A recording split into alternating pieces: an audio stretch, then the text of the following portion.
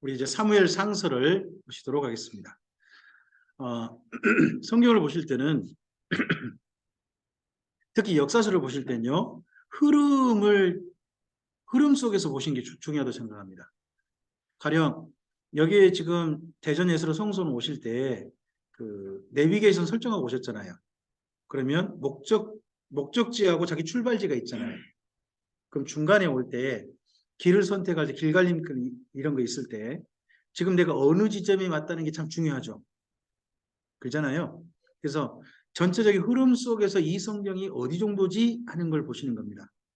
그래서 지금 우리가 앞서서가 어떤 시대였습니까? 사사기 시대입니다. 그때는 하나님과 이스라엘 민족이 신혼 같은 시대입니다. 그럼 거기에 이어지는 시대가 어느 시대라는 거예요? 사무엘 상서라는 겁니다. 근데 앞서 사사기에 일반 사람들은 시대 정신 어떻게 살고 있나요? 이스라엘의 왕이 없으므로 자기 소견에 어른대로 살았다 하는 게 있죠. 그런 사람들이 어디에 등장할까요? 사무엘 상서에 등장하는 겁니다. 그런 스타일의 사람을 찾아보는 겁니다. 누가 이런 스타일이지? 찾아보는 겁니다. 그와는 달리 이 시대 속에서 하나님께 기대해 보실 만한 사람이 있었죠. 앞서 우리는 두 가정을 봤어요. 한 가정은 마누아 가정이었고요. 또 한 가정이 누구였나요? 또 한 가정이 보아스 가정이었죠.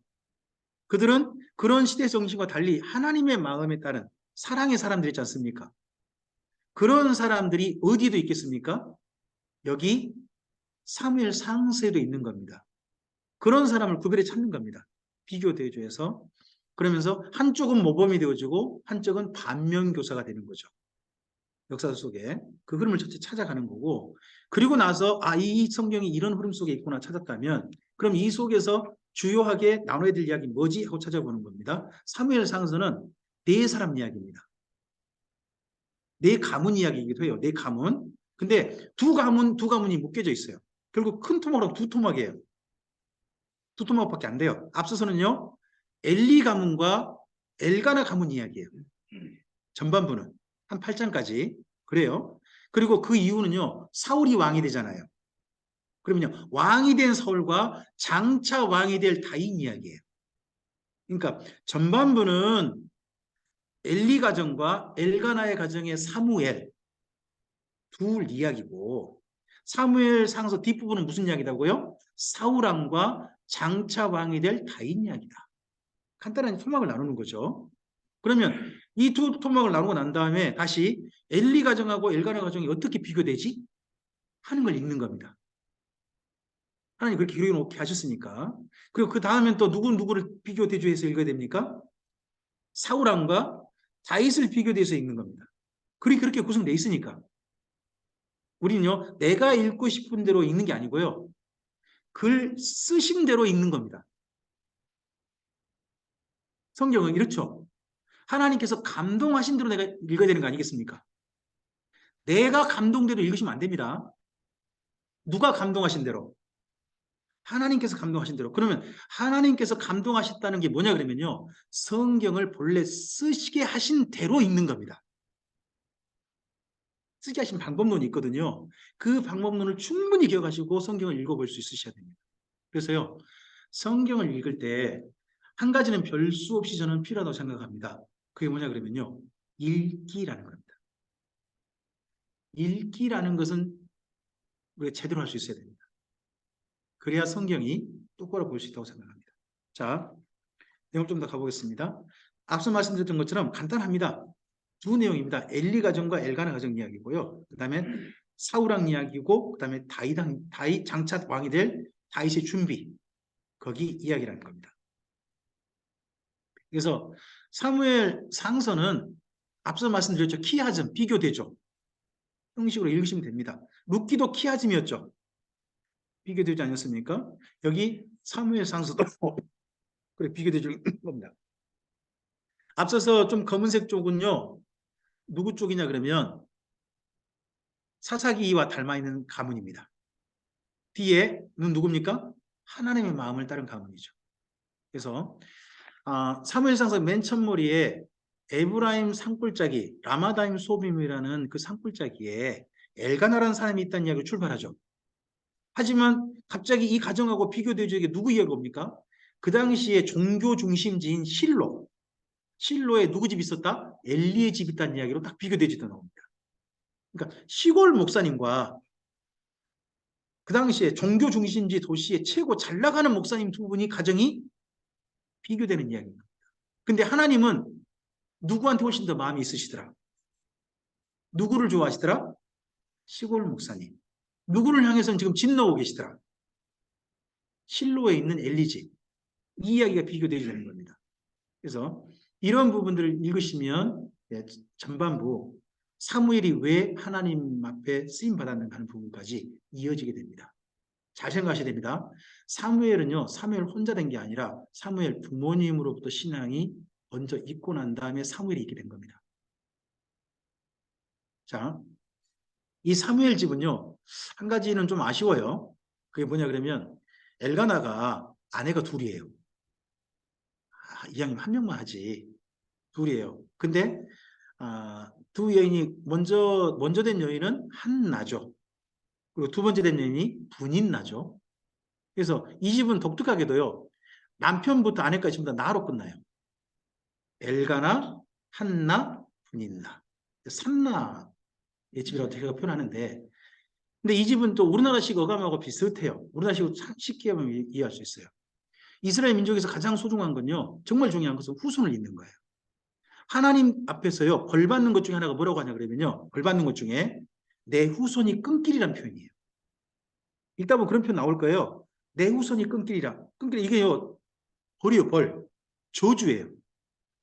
그런데요. 이 엘가나의 두 여인 중에 더 사랑받는 여인이 한나잖아요. 근데 한나가 뭐가 없어요? 아이가 없어요. 분인나는요. 아이가 있어요. 누가 복받은 여인인가요? 만약 이스라엘 민족의 개념으로 보면 누가 저주받은 여인인가요?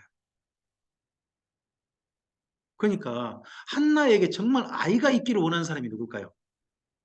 남편인 엘가나죠. 그러니까 아이를 맨날 구해요. 언제 얘가 생길까나. 엘가나 하는 사람이 엘가나고. 그리고 아이가 못 나가지고 우리나라 사람식으로 한이 생긴 사람이 있었죠. 그게 한나죠. 한이 나잖아요. 그리고 근데 이 한이 난 여인이 하나님께 진짜 제대로 구해야 돼요. 지금 중요한 건 뭐냐 그러면요. 이 한나가 아이가 없는 게요. 스스로 아기를 못 생긴 능력이 없는 게 아니에요. 성경 읽으면 이렇게 나와요. 여호와께서 잉태하지 못하게 했다는 거예요. 그럼 여인은 스스로는 잉태할 능력이 있는 거예요. 있는데 잉태하지 못하게 하신 거예요. 하나님이. 그랬을 때는 누가 개입하신 거죠? 하나님이 지금 개입하셨죠. 그럼 하나님께서 누구한테 기대하시는 게 있는 거예요? 이 한나에게 뭔가 기대하시는 게 있는 거죠. 그러면 한나가 정말 하나님 앞에 기대해가지고 하나님께 뭔가 구해야 될 거 아니에요. 그러려면 누구 역할이 중요해요? 분인나죠. 분인나가 분이 나게 만들어야 돼. 누구를? 한나를. 분이 나고 해가지고 한이 나가지고 하나님 앞에 가서 울어야 돼, 울어야 돼. 그래야 이 여인이 하나님 앞에 제발 아이만 주신다면 제가 나시린을 키우겠습니다 하는 이런 기도를 하게 될 거 아니에요. 세 사람의 역할이 어떻게 보면 우리나라식으로 딱 좀 연상되게 좀 돼 있어요. 우리나라식으로 생각해 보면. 어쨌든지 그 집에 마침내 한나가 하나님께 아이를 구하죠. 올라가서 그때 엘리가 한나를 보고 이 술 취한 여자야 술 그만 먹고 좀 그러시오라고 그런 얘기 하지 않습니까? 그때 어떻습니까? 엘리가 영적 분별력이 없어서 그런 겁니까? 그게 아니고요. 그 당시에 여기 실로에는요. 절기 때 여호와의 절기 때요. 각 마을에 시골 사람들이 가족별로 올 거 아니에요. 오면 그때 그 절기 때만요. 여자들에게 자유가 주어진대요. 평소 남편의 일에 자식에 잔뜩 찌들리고 또 그 당시 이스라엘 민족은 여자는 사람 취급도 안 받았거든요. 숫자도 안 들어갔어요. 그런 여인들이 이번 실로에 올라오면요. 그 집에서 안식을 준대요. 자유를 준대요. 그럼 여자들이 마음껏 길거리 나가 춤추는 거예요. 자기 말은 하지 못했던 일을 하는 거예요. 술도 마실 수 있는 거예요. 근데 그날 술 마시고 마음껏 춤추다가 그동안 생각했던 거 소름소름이 복받치면 여인들이 어디로 갈까요? 예, 성막에 가죠. 성막에 가면 뭐가 있어요? 여인의 뜰이라는 데가 있어요. 거기 가서 뭐 하는 거예요? 기도하러 왔다는 핑계 대고 와서 뭐 하고 가는 거예요? 울고 가는 거예요. 여자들이. 우리나라 예전에 여인들이 교회 와서 많이 기도하시고 우셨죠? 무슨 기도하셨을까요? 우리 어머님들이 기도하셨던 거. 대부분 다 한 맺힌 거 하나님 앞에 쏟아낸 거 아니었을까요? 내가 저 남편 때문에 살아야 됩니까? 말아야 됩니까? 이런 기도라든지 저 예새끼가 내 속을 뒤집어 놓는데 이거 어떻게 합니까? 하나님 뭐 이런 기도를 했다든지 그랬을 거 아니겠습니까? 그런데 이 여인들도 그런 곳에 늘 오는 겁니다. 그리고 여인들이 너무나 술 기운에 울다가 보면 술 취해가지고 여인의 뜰을 지나서 번제단 뜰까지 들어갈 수 있잖아요. 여자들은 번제단 못 들어갑니다. 그랬을 때 그 여인의 뜰과 번제단 뜰 사이에 막이 있는데 거기를 지키고 앉아있는 사람이 있는 겁니다. 누가 지키고 앉아있는 겁니까? 네, 제사장인 엘리가 지키고 앉아있는 겁니다. 그러다가 누구를 본 거예요? 한나를 본 겁니다. 한나도 와서 울었어요, 안 울었어요? 울었어요. 그러면 평소 엘리가 봤던 여자들 중에 한 명인 겁니다. 그러니까 엘리가 뭐라고 할 수밖에 없습니까? 술 그만 드시고 말을 그래서 한 겁니다. 하지만 한나가 바로 그 자기 형편을 있는 그대로 또박또박 말씀드리잖아요. 그러니까 내가 말 잘못했다 바로 인정하고 축복해서 보내잖아요. 그러니까 그 장면을 보고 엘리 보고 영적 분별력이 없다라고 해석해 버리면 엘리가 좀 억울해할 겁니다. 그건 굳이 그렇게 보지 마시고요. 네. 그렇게 해서 드디어 이 가정에 아이가 생기지 않습니까? 근데요, 성태치 못하겠다가 잉태하지 못하겠다가 아기를 드디어 가질 수 허락하신 분이 하나님이시잖아요. 그럼 한나의 기도가 누구 마음에 드신 거죠? 하나님 마음에 드신 거죠. 한나는 다른 기도한 게 아닙니다. 아이를 주신다면 하나님의 사람답게 기르겠습니다 하는 기도 드린 겁니다. 근데 그 시대에 하나님께서 먼저 아이를 잘 길러달라고 부탁 한번 해봤죠. 누구 집에? 마노아의 집에. 하나님이 일부러 그 집에 부탁하셨잖아요. 근데 그거 성공했어요? 실패했어요? 삼손은 사실 실패한 겁니다. 하지만 장차 역사가 달라지려면 사람이 나와야 됩니다. 그러려면 그런 사람이 준비돼야 될 거 아니겠습니까? 그래서 한나에게 하나님께서 그렇게 좀 기대하시는 겁니다. 어떻게 보면요. 그래서 한나의 기도 응답은요. 사무엘이 태어난 것은 한나의 소원이 응답된 건 맞습니다. 하지만 다르게 보면요. 하나님의 소원에 한나가 응답한 겁니다. 우리가 정말 기도할 때 진짜 중요한 게 뭐냐 그러면요. 내 소원에 하나님께서 응답해 달라고 우리가 기도합니다. 물론 그 기도 응답하시죠. 응답하십니다만은 그런 기도에 대해 예수님 이런 말씀 하시지 않습니까? 너희에게 있을 것, 너희가 먹을 것, 입을 거는 있어야 할 줄 누가 아신다? 하늘에 계신 너희 아버지가 당연히 아신다. 너희가 진짜 구해야 할 것은 하나님이 정말 원하시는 것, 그 나라와 그 영광을 구하라 이렇게 말씀하지 않습니까? 하나님의 소원을 살펴서 그 소원에 응답하는 게 기도라는 겁니다. 내가 이루고 싶은 일을 기도하는 게 아니라 하나님께서 나를 통해서 이 땅 가운데 이루고 싶으신 일을 위해서 우리가 기도해야 됩니다. 바로 그게 한나를 통해 보여주는 기도의 모범입니다. 자, 이런 일들 속에서 하나님 앞에 자식들에게 하나님을 똑바로 가르치고 준비시키는 가정이 엘가나 가정입니다. 그와는 달리 자식 교육이 엉터리로 되고 있는 한 가문이 등장하죠. 거기가 엘리입니다. 엘리의 자식들에 대한 표현하고 좀 보셨으면 좋겠습니다. 우리 몇 장을 가볼까요? 2장 넘어가 보시면요. 2장 12절 좀 가보실까요? 2장 12절 가지면 2장 11절까지는 엘가나의 가정 이야기입니다. 엘가나의 가정 이야기고 2장 12절 가시면 내용이 엘리의 집으로 바뀌죠. 근데 엘리의 집에 누구를 끄집어냅니까? 엘리가 아닙니다. 엘리의 자식들. 엘가나의 집의 자식이 누구예요? 사무엘이었죠. 사무엘은 하나님께 맡겨져서 길러지고 있습니다. 근데 그 하나님의 집, 돌보고 있는 엘리 집의 자식들은 어떤 모양이냐는 거예요. 그래서 자 12절 읽겠습니다. 엘리의 아들들은 행실이 나빠 여호와를 알지 못하더라. 아니 이 사람들이 누구냐 그러면 엘리의 아들들이고요. 현직 제사장입니다. 요즘으로 말하면 누군가요? 현직 목사님이세요. 그 엘리는 나이 많아가지고요. 나이 많아서 현재 백성들이 가져온 제사는 누가 그럼 집례를 주로 했을까요?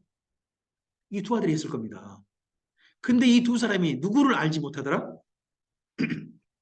또 이 표현이요. 좀 더 부드럽게 표현해 놓은 거예요. 원래는요. 알려고 하지 않더라예요.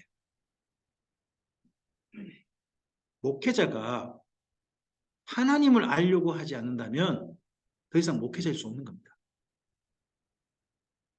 내가 어떻게 성공하는 방법, 내가 어떻게 하면 성도 좀 많이 모으는 방법 이런 데만 몰두하고 그게 하나님이 원하시는 일이라고 생각하고 정말 하나님이란 분을 위해서는 알려고 하지 않는다면 그건 성공에 몰입된 목사이지 하나님의 목사는 아닐 수 있는 겁니다. 그 사람의 모범이 어떻게 보면 반면교사가 이 두 아들입니다. 알려고 하지 않았습니다. 그러다 보니까 누구 마음대로 이 일을 해버립니까? 자기 소견에 옳은 대로 일을 해버리고 맙니다. 그러다 보니까요. 고기를 원래는요. 이스라엘 민족은 삶아 먹습니다. 1년에 한 번 구워 먹는다고 생각하시면 돼요. 그 구워 먹는 때가 언제 6월절이에요. 6월절에 구워 먹고 평소에는 주로 삶아 먹어요. 고기를. 왜요? 그래야 몸에 해로운 성분이 몸에 좀 덜 들어가는 게 방법론이고 해서 주로 삶아 먹고 또 그런 제사장들은 그렇게 하셔야 돼요. 근데 제사장이 이 집이 이 두 분이요. 우리나라 분이었나 봐요. 육회를 좋아하셨나 봐요. 날고기를 갖다가 또는 무슨 육회냐 기름기 있는 육회가 더 맛있다네. 그런 걸 가져가서 먹고 거기에다가 또 어떤 일이 벌어지냐. 근데 그 중간에 보시면 보세요. 17절까지가 보시면 그 엘리의 두 아들 이야기죠.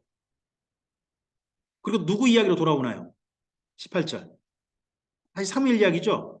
그래서 몇 절까지 가세요? 보면 21절까지죠. 근데 두 개 잘 보세요. 17절에 하고 21절에 공통표현이 나와요. 그게 뭐냐 그러면요. 여호와 앞에요. 보세요. 17절에 엘리의 두 아들은 여호와 앞에서 뭐였어요? 죄가 컸죠? 죄가 컸어요. 근데 21절 사무엘은 여호와 앞에서요. 자라가요. 비교대조 되게 해놨어요. 지금요. 글을 읽는 방법이에요. 이걸 통해서 우리가 다 하나님 앞에 있는 거예요. 하나님 앞에 죄를 지은 사람이 있고요. 하나님 앞에 하나님 사람답게 자라가는 사람이 있어요. 우린 둘 중 하나인 거예요. 그죠? 그리고 다시 22절 가면 또 누구 이야기로 돌아오나요?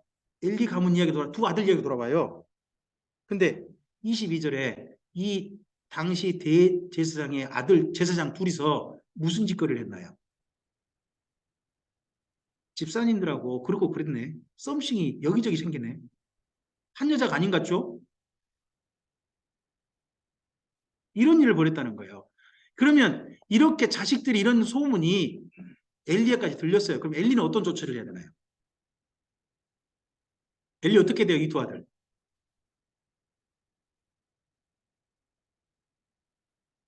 반드시 해야 될 일이 있어요. 제사장직을 파면시켜야 돼요. 근데 엘리가 두 아들 불러서 뭐만 하고 말아요? 말만 하고 말아요.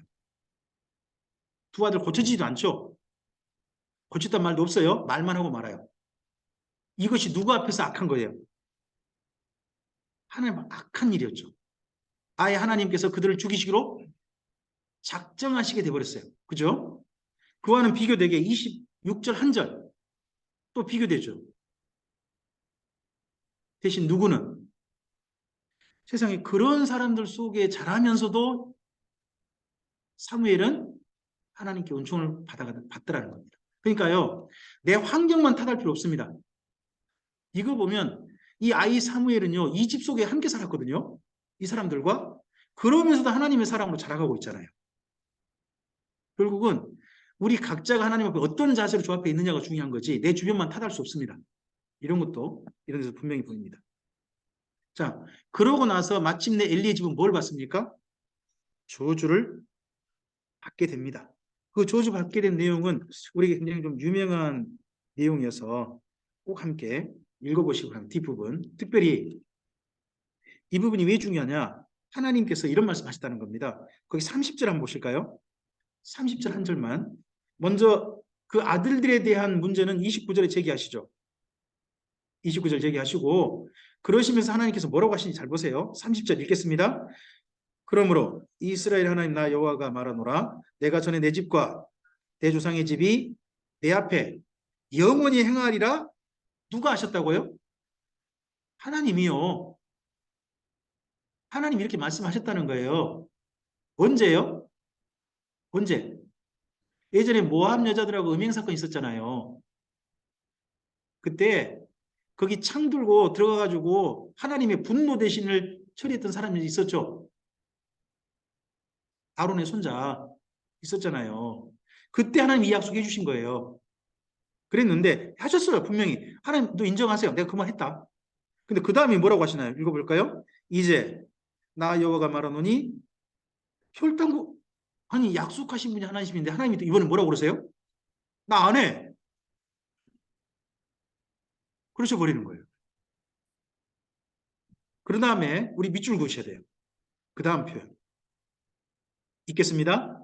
나를 존중히 여기는 자를 내가 존중히 여기고 나를 멸시하는 자를 내가 경멸하리라. 이 표현 밑줄 그으시는 거예요. 우리가 정말 받아야 할 말씀인가요? 우리의 신앙에 있어서 이 부분은 정말 기준 삼아야 할 말씀입니다. 하나님 앞에 하나님을 존중히 여긴다는 건 이런 겁니다. 모세의 표현으로 할게요. 너는 마음을 다하고 뜻을 다하고 힘을 다하여 내 하나님 여호와를 사랑하라. 이게 존중히 여기는 거예요. 그게. 근데 하나님 믿는다 그러면서요. 하나님의 제사장 직분을 맡았든 간에 지 마음대로 사는 사람은 뭐예요? 하나님을 멸시하는 사람이고 경멸하는 사람인 거예요. 이런 말씀도 우리 잘 보셔야 되는 거예요. 그게 바로 엘리 가문과 엘가나 가문의 비교 대조예요. 그래서 마침내 엘리 가문은 어떻게 되나요? 블레셋과의 전쟁 나가가지고 같은 장소예요. 같은 장소. 그 장소에서 엘리의 두 아들이 죽어요. 법궤도 빼앗기죠. 그리고 그 전쟁 때문에 엘리가 죽죠. 또 그 전쟁 때문에 엘리의 며느리가 아기나타가 죽죠. 아기만 겨우 한 사람 태어나잖아요. 아빠는 전쟁터에 죽고 엄마는 자기 나타가 죽고 할아버지 죽고 그날 아기가 태어나는 거예요. 그 아기가 이름이 뭐예요? 이가봇. 하나님의 영광이 우리에게서 떠나버렸다. 하는 슬픈 이름을 가지게 된 그런 집안이 된 집이 누지? 엘리의 집이에요. 그와는 비교되게 하나님 앞에 쓰임받는 사람이 바로 엘가나하고 엘가나의 집의 사무엘인 거죠. 자, 3장에 맨 뒤로 좀 가보세요.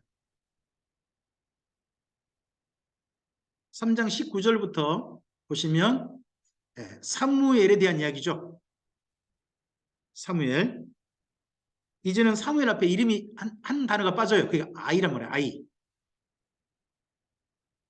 앞서서는 아이 사무엘 그랬다가 이제는 아이란 말이 빠져요. 하지만 하나님이 함께 하세요. 이때 이제 드디어 선지자로 세움 받아요. 그럼 이때 나이가 30세는 넘은 거예요. 30세는 넘어서 그가 하나님 세움 받습니다. 그런데 그때 그와 중요한 표현이 21절이라고 저는 생각합니다.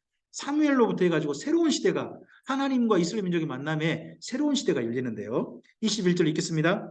여호와께서 실로에서 다시 나타나셨는데 어떻게 나타나셨나요? 여호와께서 실로에서 여호와의 말씀으로 사무엘에게 자기를 나타내셨죠. 이전에 이스라엘 민족 광야에서 하나님의 나타나심을 뭘로 경험했나요? 광야에서는 구름 기둥, 불 기둥이었죠. 그걸 가지고 경험했잖아요. 근데 이제는 사무엘로부터는 하나님께서 자기를 어떻게 나타내세요? 내가 너희랑 함께한다. 말씀하심으로. 말씀하시면 이때 나타나신 거예요. 그래서 지금 우리가 하나님의 말씀에 귀를 기울인 까닭이 뭐예요? 이 말씀을 알아듣는 게 하나님을 만나기 때문인 거예요. 우리에게 나타나시고 계신 하나님을 만나는 게 말씀을 알아듣는 거예요. 그래서 이 만남의 사건은 위대한 사건인 거죠. 성경을 읽을 수 있다는 것, 제대로 읽는다는 것은 어마어마한 사건인 거예요. 왜요? 지금 이 성경을 읽으면서 누구를 만나게 되는 거니까. 그 출발이, 중요한 출발이 여기 사무엘로부터 됩니다. 표현이. 자, 그리고 이 이후에 사무엘이 똑같은 장소에서 블레셋과 이겨버려요. 그게 어딘가요? 혹시 미스바라는 이름 기억나세요? 미스바 대성이 그러죠? 미스바에서 블레셋에게 패했던 때가 언제냐 그러면 엘리의 두 아들이 법궤 가지고 왔던 그곳입니다. 거기가 똑같은 미스바예요. 그랬는데 그게 또 에베네셀이기도 하고요. 거기에서 똑같이 블레셋과 다시 붙어요. 전쟁이 붙어요. 그래서 블레셋을 이겨버린 사람이 누구예요? 사무엘이에요. 누가 도우셔서? 하나님이 도우셔서. 그래서 거기서 하나님께서 우리를 여기까지 도우셨다 해가지고 기념비를 지었단 말이에요. 기념비가 뭐죠? 에벤 에셀. 같은 장소예요. 그러면서 이스라엘 민족에게 평화가 오죠. 그러니까 엘리 덕분에 땅덩어리를 잃고 평화를 잃게 돼요. 근데 사무엘 덕분에요. 전쟁이 이고 땅을 다시 회복하고 평화가 오게 돼서 안정적인 이스라엘 민족 삶이 시작되는 거예요. 그러면서 사무엘의 40년 사사 생활이 이때부터 이루어지게 됩니다. 쭉 이어가게 됩니다. 그러한 삶을 통해 가지고 이스라엘 민족이 한동안 안정됐습니다. 사무엘 40년 동안 평화로웠습니다. 문제는 사무엘이 이런 생활이 계속 됩니까? 안 됩니까? 은퇴하셔야죠. 연세가 있으면 은퇴해야 되는 겁니다. 근데 은퇴를 할 때가 돼서 앞서 사사와는 전혀 다른 한 가지를 하게 해줍니다. 이스라엘 민족이. 그게 뭐냐 그러면요. 사무엘의 두 아들에게 아버지의 직임을 물려받게 한 겁니다. 여러분 성경 잘 읽어보시면요. 사사기 시대의 사사는요. 한 사람도 사사직을 아들들에게 물려준 사람이 없습니다. 잘 읽어보세요. 한 사람도 없어요. 근데 처음으로 사사직을 물려준 사람이 나타나는데 그 사람이 사무엘인 겁니다. 사무엘이 물려주게 돼요. 근데 물려줬는데 그럼 누가 잘해야 되나 이제? 특혜를 준 거잖아요. 예외를 줬으니까 사무엘의 두 아들이 잘해야 될 거 아니에요. 잘해야 되는데 어떻게 되더라? 8장 가면 늙어서 자기 아들 두 명을 갖다가 요엘하고 아비야라는 두 아들한테 사사집을 맡겼는데 이 두 아들이 뭐 해먹더라? 원래 사사가 가장 해야 될 일이 재판이잖아요. 근데 재판에서 뭐 하더라? 유전 무죄, 무전 유죄하더라. 우리나라나 그 나라나 똑같은 것 같아요. 판사도 뭔가 자기가 편들고 싶은 사람이 있는가 보죠. 800원 훔쳤다는 사람은 버스에서 쫓아내고 1억 5천 뇌물로 받은 교수는 교수직 되게 하고 지난밤에 300만 원어치 모든 돈 받아먹고 그리고 심지어 접대까지 받은 국정원 증거는 죄 없다고 해주는 판사가 있다면 어때요? 공정할까요? 그 사람에게 진짜 이런 말이 나올 것 같아요. 유전 무죄? 무전 유죄가 될 것 같아요. 제가 우리나라 이야기 한 거예요. 궁금하시면 좀 찾아보세요. 그분이 얼마 전에 대법관 됐어요. 이번 정부에. 800원 훔쳤다고 버스기사 쫓아낸 것은 정당하다 하고 판결 내리신 분. 그분이 있었습니다. 근데 이 사무엘 두 아들이 이렇게 된 거예요. 죄송해요. 이렇게 표현해 죄송합니다. 이 꼬라지를 보니 사무엘 다음에 싹수가 있어요? 없어요? 없어요. 그러면 다르게 표현해 볼까요? 사무엘은 자식 교육 성공했나요? 실패했나요? 자식 교육은 누구도 어려워요? 용기를 가지세요. 사무엘도 어렵습니다. 성경 읽어보면 자식 교육을 성공한다는 건요. 극히 어마어마한 복을 받았다 생각하시면 됩니다. 아브라함에게 자식이 몇 명이죠? 아브라함의 자식이 몇 명이에요? 이스마엘, 이삭 두 명입니까? 아닙니다. 그 다음에 이제 사라가 죽고 난 다음에 후처를 얻죠. 후처를 얻어서 몇 명이 태어나요? 5명 태어나요? 6명 태어나요? 5명인가 태어난 것 같아요. 그래서 아브라함의 자식이 몇 명이 있는데 7명인가 있어요. 그 중에서 아브라함이 하나님의 사람이 되게 만든 사람은 몇 명이에요? 이삭 한 명이잖아요. 그죠? 이삭은 자식이 몇 명 있게 되나요? 2명이죠. 그잖아요. 에사하고 야곱이잖아요. 2명 자식 교육 성공했나요? 사실은 죄송합니다. 둘 다 실패한 겁니다. 하나는 완전히 하나님 떠났고 하나는 엉터리 신앙이라. 그잖아요. 그리고 야곱은 자식이 몇 명이에요? 네? 12명 아닙니까? 12명 중에 진짜 마음에 드는 자식은 사실 성공한 자식은 누구예요? 사실은 요셉인 겁니다. 요셉이고 그나마 허랑방탕했다가 돌아온 사람이 한 사람 있죠. 유다라고. 그잖아요. 그러면 12명 중에도 자식 제대로 성공한 데가 또 많지 않은 겁니다. 그래서 성경 읽다 보면 진짜 힘든 것 중에 하나가 자녀 양육인 것 같습니다. 사무엘도 보고요. 어쨌든지 그 모습 보고 이스라엘 민족이 사무엘 대신에 이제 사사 대신에 우리가 누굴 달라? 왕을 달라 요구해서 덕분에 누가 왕이 된 겁니까? 사울이 왕이 된 겁니다. 근데 이게 8장에서 이스라엘 민족이 왕이 달라고 했을 때 하나님께서 좋아하십니까? 싫어하십니까? 하나님께서 이렇게 말씀하십니다. 이스라엘 민족이 사무엘 너를 버린 게 아니라 나를 버린 거야. 이렇게 얘기하신 겁니다. 그러면 하나님께서 그런 요구에 대해서 응답하십니까? 거절하시는 겁니까? 우리 기도 응답의 원리 혹시 안 배우셨습니까? 예스와 노우와 에트가 있다고 좀 배웠는데 혹시 안 배우셨나요? 하나님 마음에 들면 하나님 뭐라고 하신다? 예스 하신다. 근데 마음에 안 들면 뭐라고 하신다? 노. 하지만 좀 기다려라. 지금은 아니고 장차해 주겠다는 때 뭐래요? 예트. 저만 배웠나요? 저 전에 배웠던 내용인데. 근데 그중에 응답해 주신 건 뭐예요? 하나님 마음에 들었을 때라고 배우지 않으셨나요? 합당했을 때. 근데요, 여기 읽어보면요. 8장 읽어보면 하나님이 좀 화나신 것 같거든요. 근데 그 소원대로 해주세요. 성경 읽다 보면요. 하나님께서 기도에 응답하셨는데, 들어줬는데요. 나중에 땅을 치고 후회할 기도 응답도 몇 군데 나와요. 저는 한 사람의 기도 응답 때문에 남유다는 망했다고 생각해요.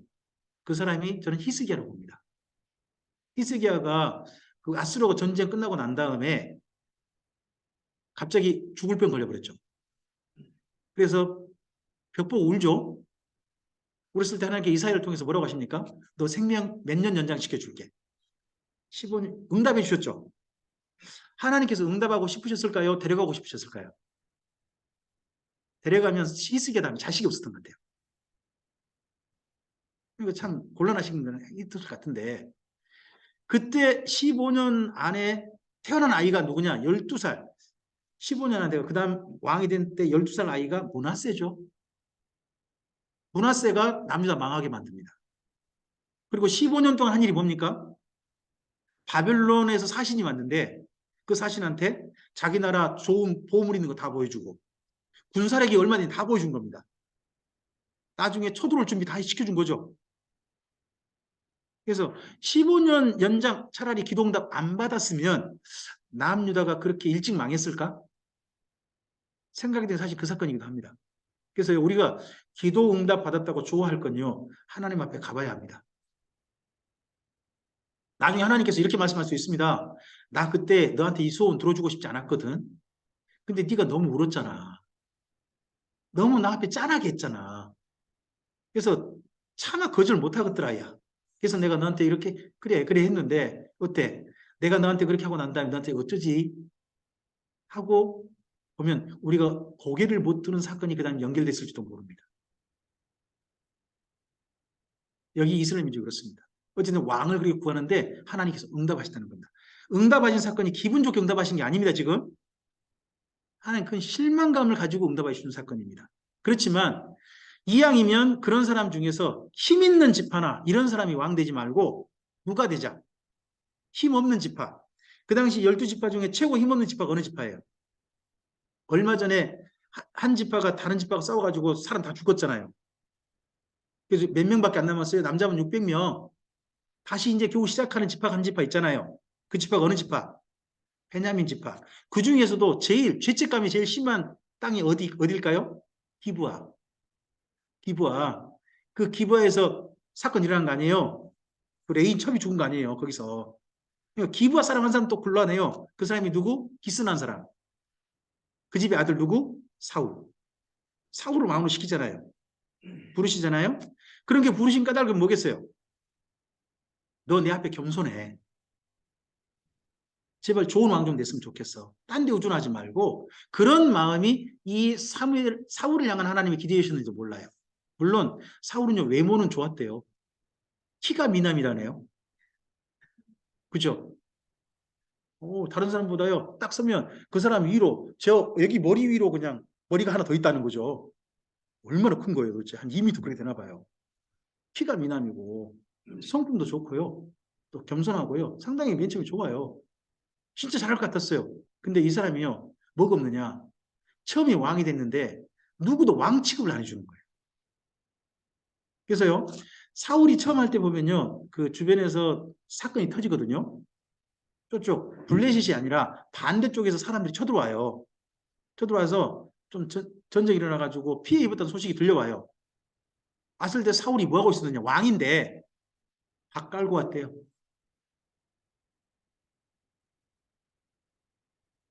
평소 뭐 하고 계신 거예요? 왕인데 농사하고 계셨어. 왕 취급 받은 거예요? 못 받았어요. 되게 서러웠던 것 같아요. 그런 게 그래서 그랬는지 그 다음에 사울이 이 전쟁에서 이기거든요. 이기고 난 다음에 정식으로 왕으로 인정받아요. 이제 두 번 다시 인정받고 난 다음에 사울이 한 일이 뭐냐? 자기 쪽에 사람을 끌어들이는 거예요. 내 세력이 있어야 되겠다. 더욱더 하나님을 의존해야 되는데 무슨 일에 몰두해 버려요? 내 사람 모으는 일에 몰두해 버린 거예요. 그래서 우리도 계기가 있었을 때 하나님 앞에 바른 깨달음을 갖는 게 참 중요한 것 같아요. 이 사람이 잘못된 깨달음 때문에 잘못된 방향 설정 때문에 인생길이 또 어긋나게 되는 것 같아요. 그러고 가다가 아침에 하나님께서 이 블레셋과의 전쟁이 벌어지게 하죠. 블레셋과의 전쟁에서 큰 위기를 닥칩니다. 근데 사울 덕분에 이깁니까? 사울의 아들 요나단 덕분에 이깁니까? 사울은 한 게 없습니다. 자기 아들 죽일 뻔했죠. 꿀도 못 먹게 아무것도 먹지 말라고 했다가 그 전쟁에 큰 공세였던 아들까지 죽게 할 뻔했습니다. 근데 다행히 위기를 넘어가잖아요. 위기를 넘어갈 때 그때 사무엘이 사울에게 실망합니다. 왜요? 제사는 그때 누가 철저히 누구에게로 역할 분담돼 있습니까? 제사는 사무엘에게 역할 분담돼 있습니다. 사울은 뭐 해야 됩니까? 기다려야 됩니다. 근데 사람들이 흩어지니까 그래서 이때부터 사울의 눈이요 하나님께 있는 게 아니라 사람들에 있습니다. 사람들이 흩어지니까 뭐 합니까? 내가 제사 그냥 해버려야 되겠다.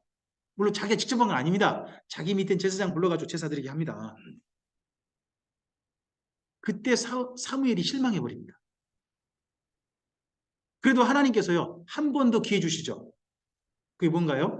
아말렉을 진멸하라는 겁니다. 그게 지금 13장인가요?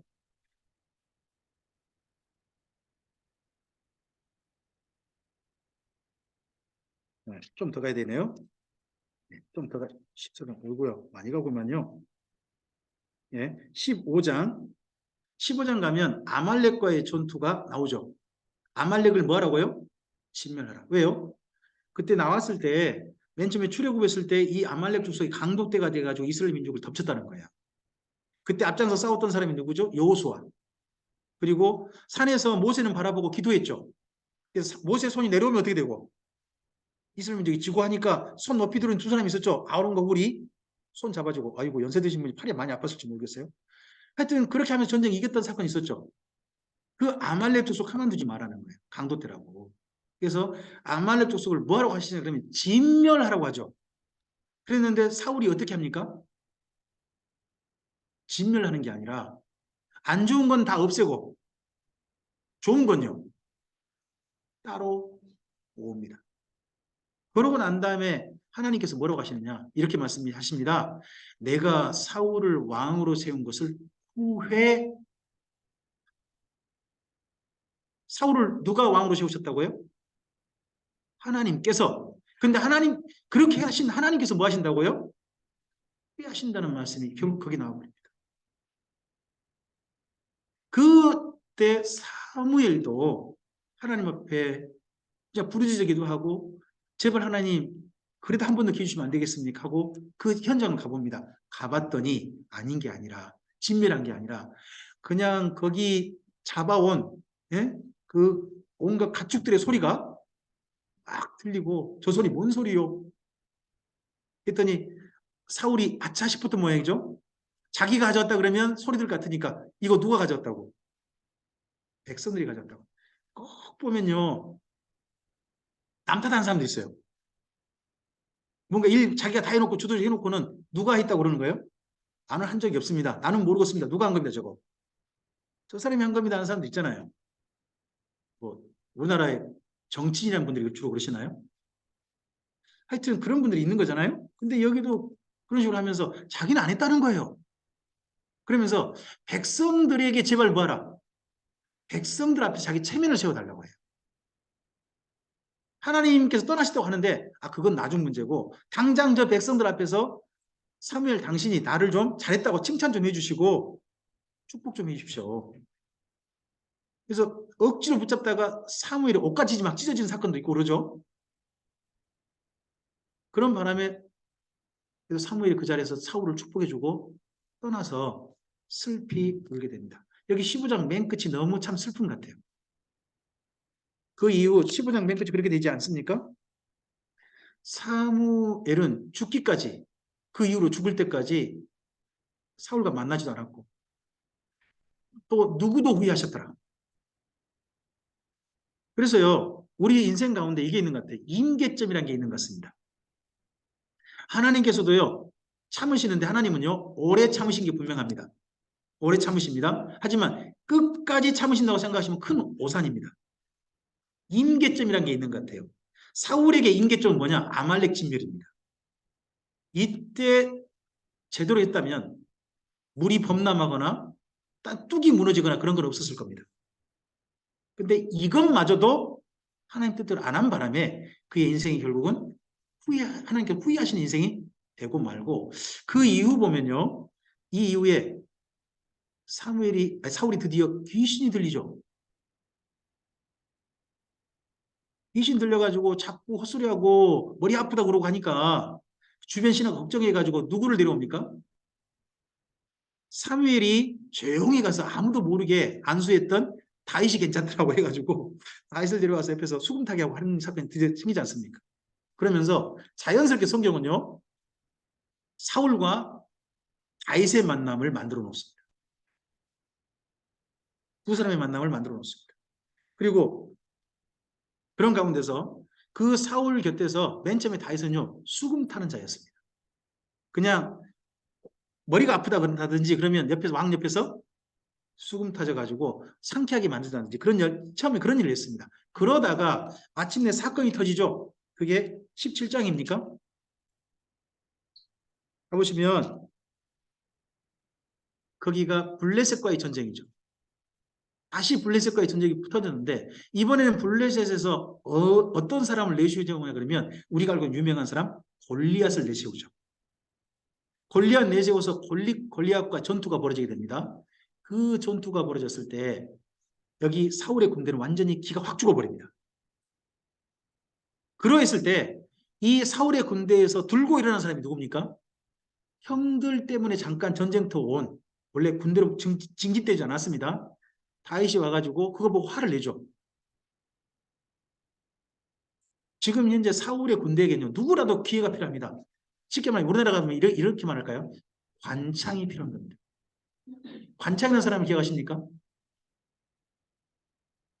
백제 500명 결사대에 신라 군대가 막혀버렸잖아요.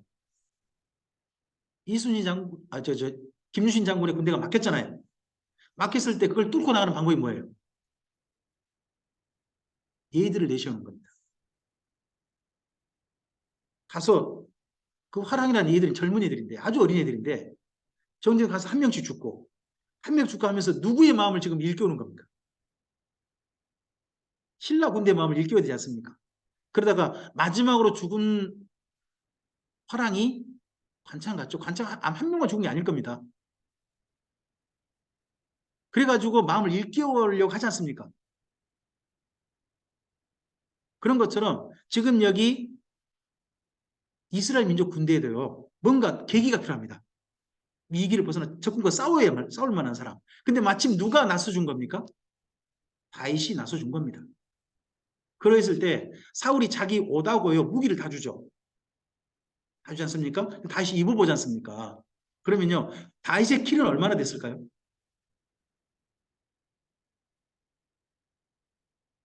사울이 본래 키가 미남이라고 했지 않습니까? 사울의 키가 한 2m 되는 겁니다. 그러면요, 다윗이 이때 키가 작은 애면 그 옷 주면 어떻게 됩니까? 아, 제가 177이거든요. 만약에 다윗이 177이라고 합시다. 177 되는 아이한테 2m 되는 사람이 옷을 줬다 그러면은 전쟁하러 나가는 사람한테 그럼 그거 나가서 뭐 하라는 소리입니까? 죽으라는 소리밖에 안 됩니다. 근데 그렇게 볼 수 없는 게요. 이때 사울이 자기 무기까지 다 줍니다. 그러면요. 한 가지 좀 여러분 이 장면에서 우리 생각을 좀 바꿔야 할 게 있습니다. 그게 뭐냐면요. 다윗의 나이는 어렸지만 키는 작지 않았을 거라는 겁니다. 사울의 옷을 입을 만큼 정도의 키는 됐다는 소리입니다.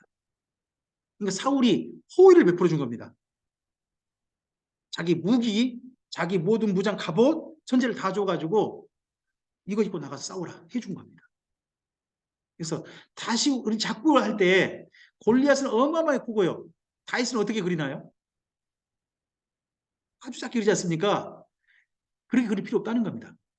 그때 다윗이 자기를 소개할 때 뭐라고 소개합니까? 물매를 던져가지고 던지면요. 돌멩이 하나 날라가지고 짐승이 죽어버립니다. 늑대나 곰이나 이런 게 막 죽는다는 겁니다. 그리고 사자가 만약 달려들면 어떻게 했다고요? 입을 찢어주겠답니다. 아, 여러분 달라드는 사자를 맨손으로 찢어 죽인 사람 보셨습니까? 힘이 어느 정도 된 거예요. 아, 달라들 때 몽둥이 같은 걸로 짐승 때려 죽일 수 있는 사람이면 힘이 어느 정도 돼야 되는 거죠? 다윗이 그 정도 힘인 겁니다. 아닌 게 아니라 다윗이 골리앗과 맞서 싸워가지고요. 돌멩이 한 5개 가져갔는데 그중에 한 개밖에 안 던졌죠. 한 방에 그냥 정확히 히트 쳤지 않습니까? 근데 돌멩이 던졌는데 돌멩이 어떻게 됐나요? 성경편 기억나세요? 이마에 박혔더라죠. 여러분 어떤 사람한테 돌멩이가 날아가서 박혔다 그러면은 그 돌멩이 위력이 어느 정도 되는 거죠? 제가 군대를 안 갔다 와서 잘 모르겠습니다만 이 정도 총알 아닙니까? 무게고를 깨트리고 들어가서 딱 박혀버렸다 돌멩이가 튕긴 것도 아니고 어마어마한 위력이잖아요. 그러니까 다윗이 힘없는 사람 아주 그렇게 생각하시면 안 됩니다. 키가 컸고 짐승들을 정말 자기 가축을 보호할 만한 실제 수금 타는 사람으로 그전에는 존재했지만 실제 실력 있던 사람으로 우리는 좀 이해를 해야 됩니다. 그러고 난 다음에 갑자기 다윗이 부각되죠. 그래서요, 원래 사울이 다윗을 알아요, 몰라요? 사울은 다윗을 알아요. 어떤 사람으로 알고 있죠? 수금 잘 타는 애로 알았어요. 근데 이번 전쟁터에서 갑자기 다윗이 다르게 보이죠. 어떤 사람으로 보여요? 저 자기도 겁나가지고 나가지 못했던 저 블레셋을 무찌르는 자기보다 더 뛰어난 사람으로 보인 거 아니에요.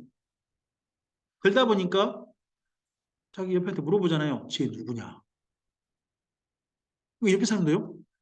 아, 제가 봤던 그 사람이 아닌데요. 쟤 잘 모르고 있습니다. 제가 어떻게 저런 일을 하죠? 그때부터 뭘 했을까요? 사울은요? 국정원동을 했죠. 쟤 찾아봐. 왜요? 지금 사울이 두통이 있고 귀신이 들랑달랑한 이유가 뭘까요? 사무엘이 한 말입니다. 하나님이 당신은 이제 버려버리고 하나님 마음이 다른 사람을 갖다가 왕으로 세울 겁니다. 당신은 버림당할 겁니다. 이 말이 떠나지가 않아요. 그러면 나를 대신해서 이스라엘 민족 중에 지금 누가 왕이 된다는 소리냐? 할 거 아닙니까? 근데 마침 누가 드러나는 거예요? 다윗이에요. 그럼 이때부터 사울은 뭐 하고 싶을까요? 저거 다윗 저거 저 없애야 되는데 이런 생각 하실 거 아닙니까? 근데 그 전쟁 이기고 돌아왔는데 다윗 이 사울의 마음을 확실하게 죽여야 돼. 하게 만든 사람도 있습니다. 그 사람들이 여자들입니다. 사울의 군대를 환영하러 나왔습니다. 읽어보면 누구를 환영하러 나왔다고요? 사울을 환영하러 나왔습니다. 근데 거기 18장 가보시면 그렇죠? 18장인가요? 거기 18장 6절부터 보시면 여인들이 나와서 환영하죠. 환영하는데 누구를 환영한다고 돼 있습니까? 6절에. 맨 끝을 봐보세요. 6절 맨 끝을 봐보세요. 누구를 환영해요? 그럼 그 다음 이 노래가 왕을 환영하는 노래거든요. 그러면 누구를 높여야 돼요? 근데 노래 내용을 보면 사울보다 누가 더 잘했다는 내용이에요. 이러면 돼요, 안 돼요?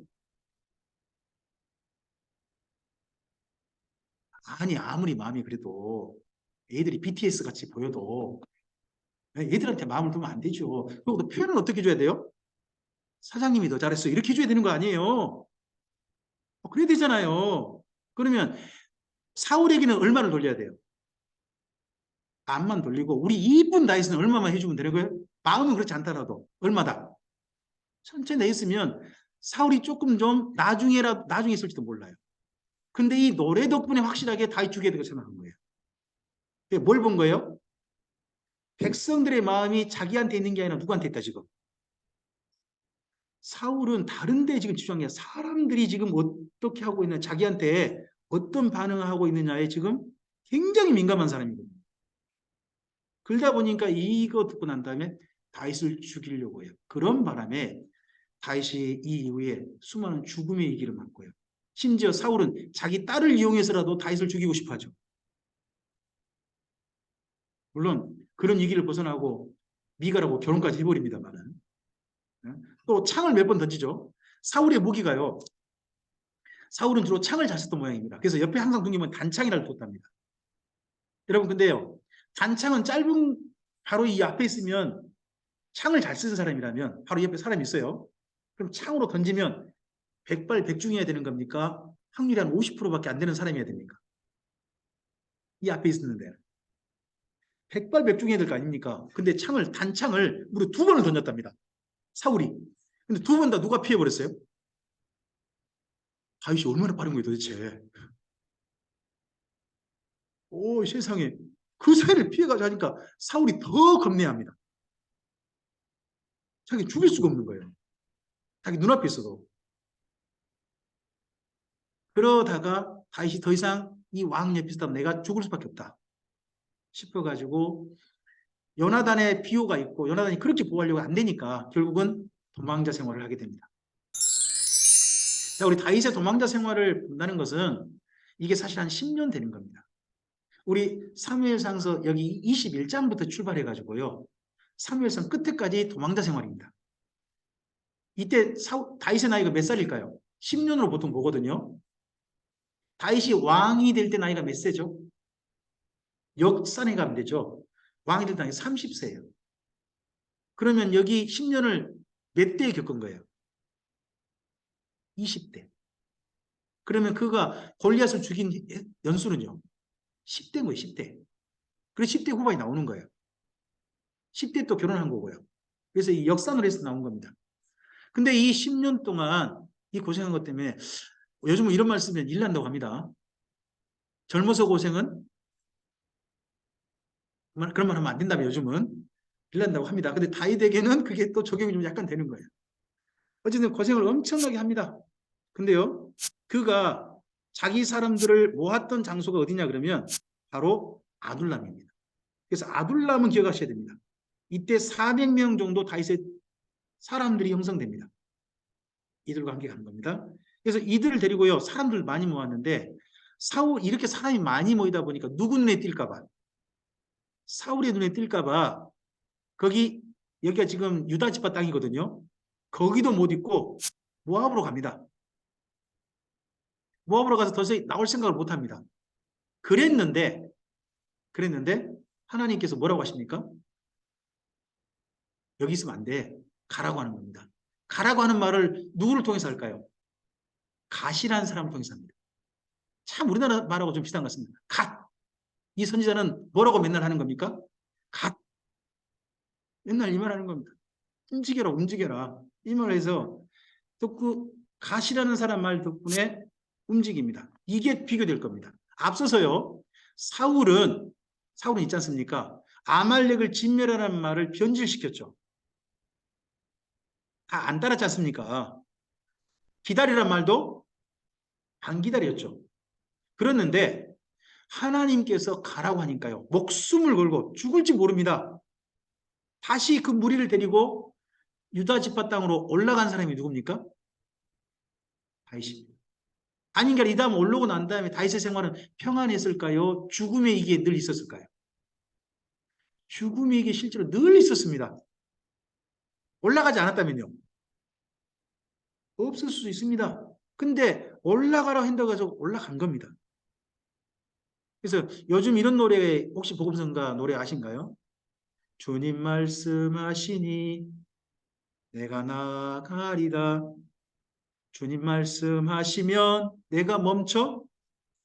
그런 사람이 누구? 다윗이었다는 겁니다. 아닌 게 아니라 여기 올라갔다가 그일라 사람들이 블레셋 사람들의 침략을 받아가지고 어려움 당하는 소식 듣고 좀 돕다가요. 큰 위기를 당합니다. 심지어 사울의 군대가요. 다윗이 있는 산을 둘러싸버렸답니다. 그럼 조금 있으면 어떻게 될까요? 다 죽는 거죠. 다윗의 마음이 너무 다급했답니다. 그래서요. 다윗이 십항무지 이쪽에 아니 헤레스풀 같은 데 있을 때 시편 읽어보시면 나와요. 헤레스풀에서 쓴 시라고 하는 표현이 몇 개 나올 거예요.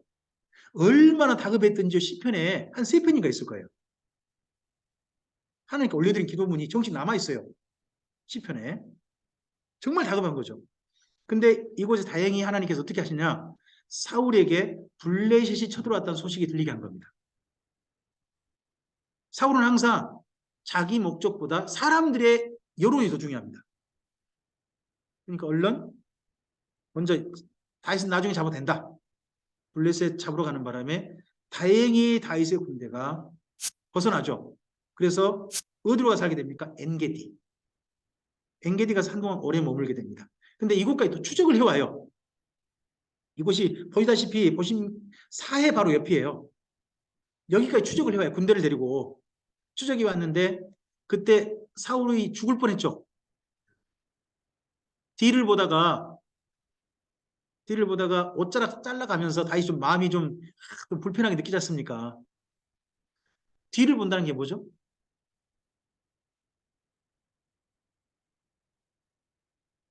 대변 보신 겁니다. 이스라엘 민족이 대변 보려면 어떻게 될까요? 사울은요 상당히 체면 중이해가지고요 사람들 보내 앞에 똥 싸고 싶지 않습니다. 제가 똥이라고 했나요? 죄송합니다.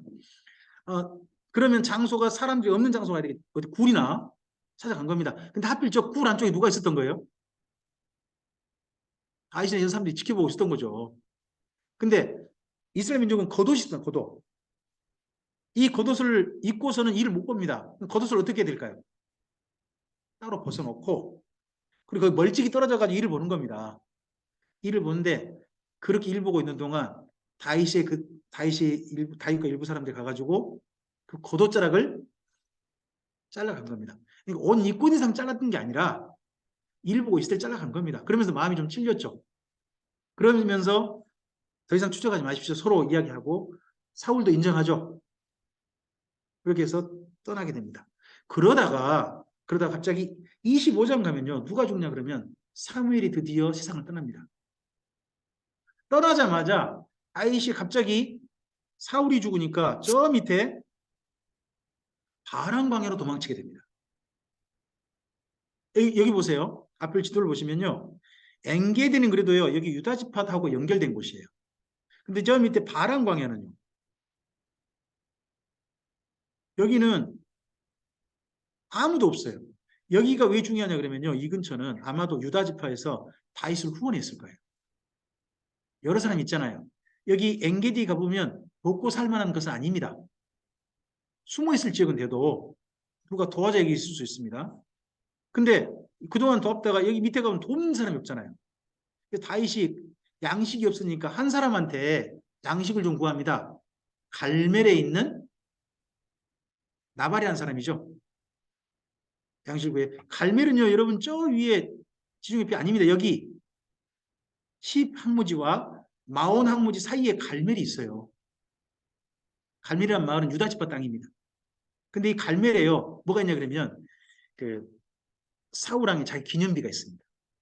그래서 갈멜에 있는 사람들은요, 유다 지파 사람이지만 좀 더 누구한테 마음이 좀 끌리는 사람이냐 그러면 사울한테 좀 더 표가 가는 사람들입니다. 그 사람 중에 누가 있냐 그러면 나발이 있는 거죠. 나발이 있는 거예요. 근데 이 나발한테 양식 좀 달라고 했더니 어떻게 합니까? 독서를 퍼부어가지고 쫓아내 불죠. 그런 바람에 다윗이 저 가만 두면 안 되겠다 해가지고 쫓아 올라옵니다. 그렇죠? 와서 어떻게 해버렸다는 겁니까? 나발 집을 완전히 박살내버리고 그로 돌아가겠다는 겁니다. 돌아갈 때 그냥 가겠습니까? 약탈해 가겠습니까? 약탈해 가려고 생각한 겁니다. 그러고 올라오고 있습니다. 그랬을 때 다윗이요, 백주 대낮에 했을까요? 남모르게 했을까요? 그동안 떳떳하게 살았잖아요. 그러다 보니까 이 일은 결코 들키고 싶지 않은 겁니다. 그러면 낮 시간에 했겠어요? 밤 시간에 했겠어요? 밤에 했죠. 밤에 해서 올라갔는데 그 시간을, 그리고 또 사람들이 많이 다닌 길로 갈까요? 사람들이 주로 안 다닌 길로 갈까요?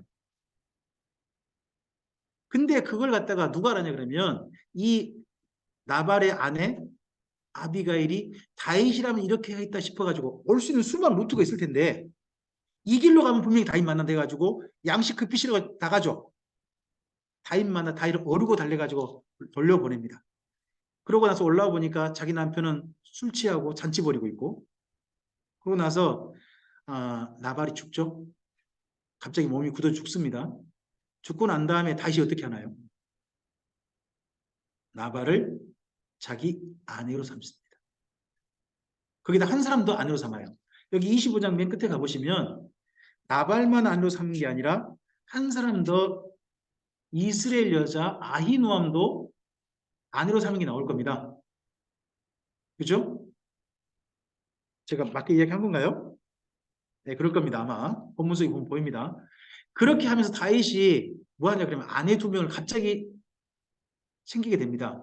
이 아내들과 왜 결혼했을까요? 결혼한 이유가 뭐예요? 원래 미갈 있잖아요. 물론 미갈은 자기 그 장인어른이 딴 사람한테 지금 시집 보내버렸죠. 그러면요, 이건 뭐냐 그러면요, 아비가일이 지혜롭다 그래서 그런 게 아니라 그런 것도 있겠죠. 그보다는 지금 다윗의 사람들을 후원할 사람이 필요한 겁니다. 그러니까 아비가일도 사실은 대기업가의 그 아내 아닙니까? 그리고 이스라엘 여자 아히노암도 그런 집안일 겁니다. 그런 두 여자를 자기 아내로 맞이한 겁니다. 그래서 다윗의 아이들 나중에 나올 때 있지 않습니까? 암논 뭐 이런 아들 나와요. 그 아들이 친아들이 아닐 거예요. 친아들이 아니라 양아들들, 아내가 데려온 아들들일 거예요. 하지만 재산이 있어서 다윗을 후원해 줄 수 있는 그런 여자들인 거죠. 그럼 뭐냐 그러면요, 다윗이 자기 사람들을 위해서 자기 인생을 희생한 거예요. 희생해서 이 사람들을 돌보고자 하는 겁니다. 이걸 누가 지켜보시는 거예요? 하나님께서. 그래서 다윗이 이후에 사울을 한 번 더 만나보고요, 시방무지에서 만나죠. 만나고 난 다음에 이제 가게 됩니다. 어디로요? 가드로. 가드로 가서 거기에서 시글락이라는 도시에서 1년 4개월 봅니다. 27장 6절 7절은 기억하시기 바랍니다. 다윗이 머물렀던 시글락. 여기는 꼭 기억하셔야 됩니다. 왜냐? 이곳에서 다윗이 그냥 1년 4개월 머문 게 아닙니다. 블레셋의 무기, 철제 무기를 배워가는 중요한 장소이기 때문입니다. 이 이후에 다윗은 이렇게 말합니다. 다윗이 어디로 가든지 여호와께서 이기게 하셨더라 하는 그런 표현 나와요. 그런 표현 속에 여기 시글락도 중요한 역할을 하는 겁니다. 자, 여기를 보시면요, 시글락이라는 장소가 블레셋이지만요. 유다 지파하고 경계예요. 딱 경계에 이 땅을 줬습니다.